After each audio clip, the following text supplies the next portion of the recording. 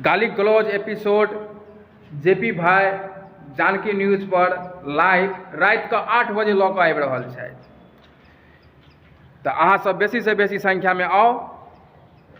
और जेपी भाई के जे लाइव शो छथि गाली गलौज एपिसोड ओहिमे भाग लिअ, बेसी से बेसी कमेंट्स करू और अहाँ सबके बता दी जे पिछला जे एपिसोड छला ओहो से खतरनाक एपिसोड होबऽ जा रहल अछि और फुल इंटरटेनमेंट के संग आजुक रात के जे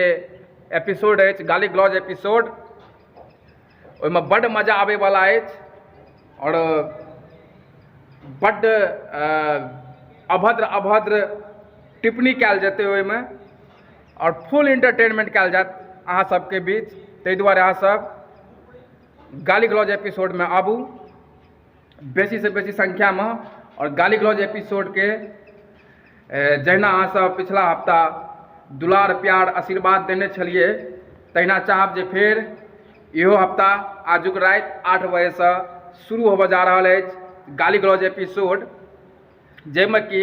नया नया किस्म के गारि गराबल हेतै, गाली गलौज हेतै आ ओहिमे किछु आदमी सबके शैम्पू लगा कऽ धोअल सेहो जेतै। तऽ अहाँ सबसे निवेदन जे बेसी से बेसी संख्या में आबी और गाली गलौज एपिसोड में भाग ली और कमेंट सेक्शन में आबिकऽ सब गोटा बेहिचक कमेंट करी। चलू जय मिथिला जय मैथिली।